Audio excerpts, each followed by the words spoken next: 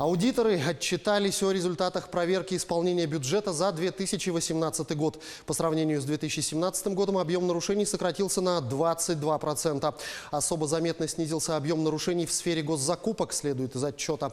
Счетная палата по результатам проверки исполнения бюджета в 2018 году обнаружила нарушения на сумму 426,2 миллиарда рублей.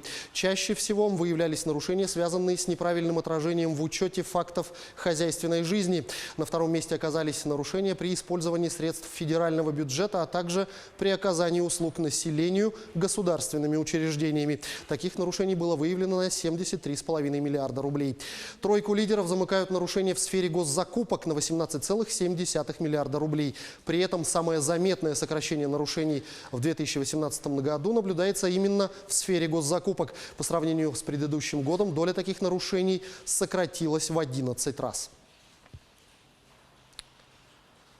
Цены на автомобили в России могут вырасти на 2–4% из-за возможного повышения утилизационного сбора с 1 января следующего года. Повысить утилизационный сбор на 80, а то и 110% предложил Минпромторг.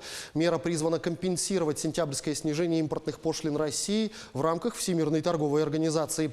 Утилизационный сбор появился в России в 2012 году. Его сразу начали трактовать как компенсацию за снижение пошлин после вступления России в ВТО.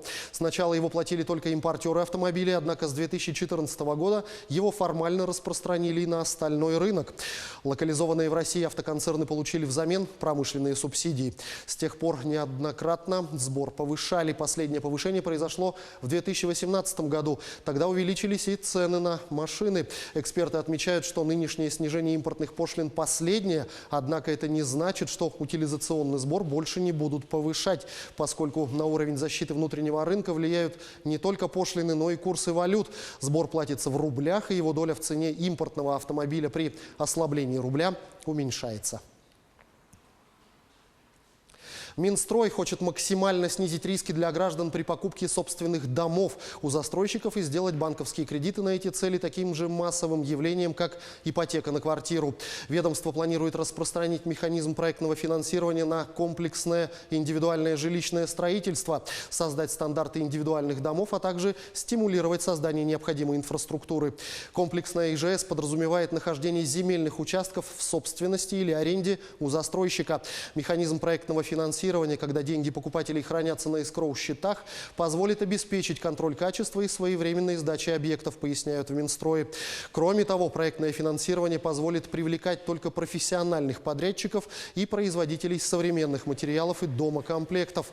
Сейчас ведомство инициировало необходимость создания специального финансового инструмента в ИЖС, чтобы у людей появился аналог обычной ипотеки. Проблема здесь вот в чем. Кредитные организации не уверены, что в случае, если заемщик не сможет погасить кредит, дом можно будет продать. Часто такие дома не соответствуют нормам, их оценка – хлопотное дело. Поэтому Минстрой работает над стандартами, которые позволят повысить доверие банков к ИЖС. Они будут включать рекомендательные стандарты типовых проектов индивидуальных жилых домов повторного применения, которые могут выступать залогом, а также рекомендательные стандарты процедур выдачи и обслуживания кредита. И продолжая тему, в ближайшие несколько лет в стране должны вырасти объемы строительства частных жилых домов. В национальный проект «Жилье и городская среда» заложен план увеличить объем ввода индивидуальных жилых домов к 2024 году до 40 миллионов квадратных метров. Согласно программе, в стране должны появиться проекты комплексной застройки малоэтажным жильем. Для них предлагают использовать находящиеся в федеральной собственности земельные участки. Площадки для таких проектов рекомендуется выделять в районах с развитой инфраструктурой. Одним из основных факторов, сдерживающих появление таких проектов, сегодня является отсутствие коммуникаций.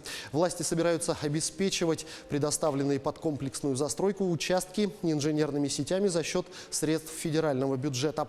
Как сказано в программе, электроснабжение застраиваемой территории должно быть обеспечено в обязательном порядке, а возможность подключения к сетям тепло, водоснабжения и водоотведения будет зависеть от условий конкретной площадки. площадки.